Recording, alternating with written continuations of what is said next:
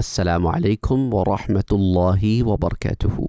In today's video, we'll look at the role of Isa alayhi salam or Jesus alayhi salam in Islamic eschatology. Today, we will delve into Islamic understanding of Isa alayhi salam's return, his mission, and what his presence will signify for believers, and all in the light of Quran and Hadith. First of all, welcome back to our channel as we explore this topic to increase our Islamic knowledge. Today we are focusing on this topic which is related to Islamic prophecy, the return of Prophet Isa alayhi salam. His return will be a very pivotal moment, marking a time of hope, justice, and the ultimate defeat of evil. But what exactly does Islam say about Jesus' return, and what will his presence mean for believers? In Islam, Prophet Isa alayhi salam or Jesus is one of the greatest messengers of Allah subhanahu wa ta'ala. He's considered among the top 5 Rusul.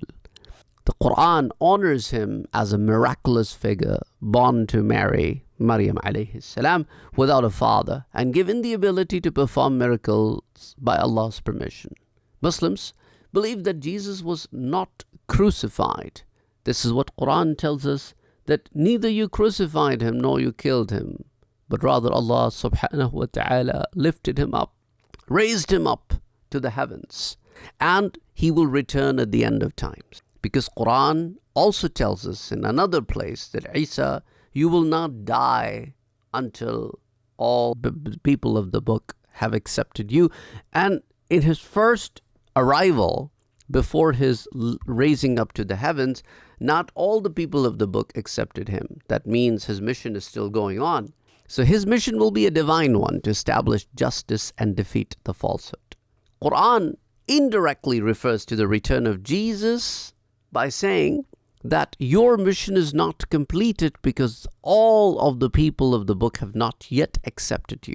So when we look at Surah An-Nisa, ayah number 157, Allah subhanahu wa ta'ala says that they say, it is their saying that they have killed Jesus, son of Mary. Well, listen carefully. وَمَا قَتَلُوهُ وَمَا صَلَبُوهُ. Neither you killed Jesus nor you crucified him. But what really happened? Ayah number 158 says, بَلْ رَفَعَهُ اللَّهُ إِلَيْهِ. Rather, Allah subhanahu wa ta'ala raised him up to himself. That means he has been lifted up in the heavens. Now, if you look at ayah number 159, it clears things even more.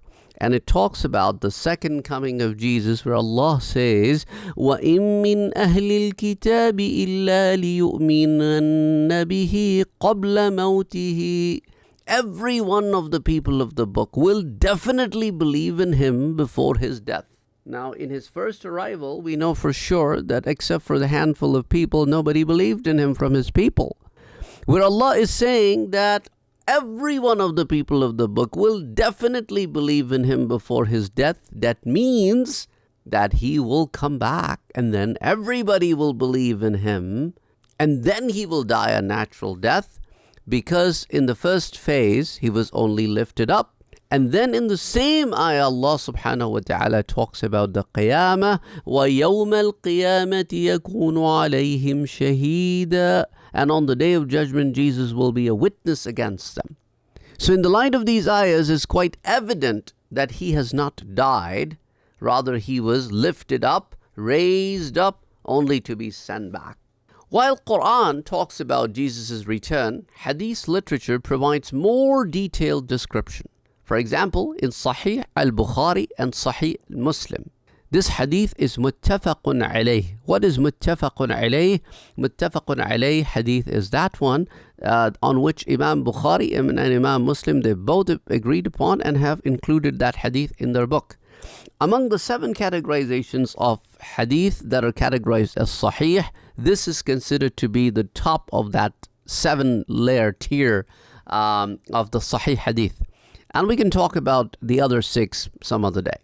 Anyway, it is narrated that Prophet Muhammad sallallahu alaihi wasallam said, "By the one in whose hands is my soul, the son of Mary will soon descend among you as a just ruler. So he will be coming back, and he will be putting justice where the justice should be placed. In another narration, which comes in Sahih Muslim, it describes how Jesus will descend near a white minaret in the eastern part of Damascus, wearing 2 garments dyed in saffron, with his hands resting on the wings of 2 angels. When he lowers his head, drops will fall, and when he raises it, drops will scatter like pearls. Now, his second coming, this dissension with the angels, Allah subhanahu wa ta'ala knows exactly how. These descriptions from Hadith outline how Jesus will appear, emphasizing his divine support and the peace and beauty of his arrival. And one of the primary missions of Prophet Isa alayhi salam's return is to defeat Dajjal, who is known as the Antichrist. Dajjal is a deceiver, a figure who will appear before the end of times and cause widespread chaos, misleading people away from the truth, and false miracles will be shown through him, and he will be telling lies. According to Hadith, his influence will be so strong that many will believe in him. However, Jesus' descent marks the beginning of the end for the Dajjal. In a narration that comes in Sahih Muslim, it is mentioned that when Dajjal sees Jesus, he will begin to dissolve like salt in water. Prophet Isa alayhi salam will pursue him and kill him at a place called Lud or Lod, near present-day Tel Aviv in Israel. The defeat of Dajjal by Jesus symbolizes the victory of truth over the falsehood, light over the darkness, and faith over disbelief.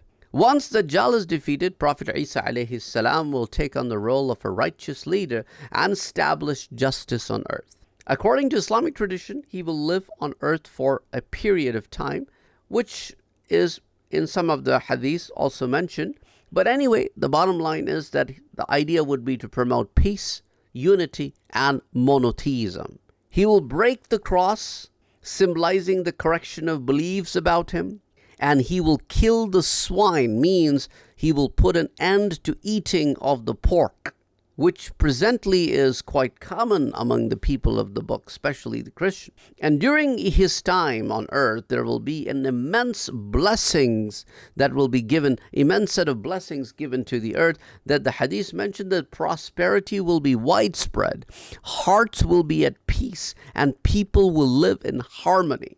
There will be no religious divisions or misunderstandings, as Isa alayhi salam will guide people through the truth of Islam. The return of Prophet Isa alayhi salam is a profound event for believers, offering hope and reminding us of Allah's wisdom and mercy. His arrival is a symbol of Allah's promise that justice will ultimately prevail. The believers who remain steadfast, hold firm to their faith, and resist the temptations of Dajjal will be rewarded by witnessing this miraculous event. Jesus' return also signifies the unity between Muslims and Christians in the belief of Jesus as a key figure. Muslims hold Jesus in high regard as one of the great prophets and messengers of Allah subhanahu wa ta'ala. The prophecies of Jesus' return and his role in Islamic eschatology reminds us of the importance of faith, resilience, and preparation for the trials of the end times. Prophet Muhammad sallallahu alaihi wasallam advises us to increase in good deeds and strengthen our connection with Allah as we approach these difficult times. Prophet Isa alayhi salam's return is a beacon of hope, a reminder that no matter how dark the world becomes, Allah's guidance and justice will ultimately prevail. This belief strengthens the resolve of Muslims to remain patient and committed to their faith, regardless of the challenge. Thank you again for watching and joining us on this journey into the role of Isa alayhi salam in Islamic eschatology. Remember, these events are part of the unseen, known fully only by Allah. Our role is to hold on to our faith, seek knowledge, and strive for goodness in our life. Please like, share, and subscribe for more content on Islamic beliefs and eschatology. Until next time, Assalamu alaikum wa rahmatullahi wa barakatuh.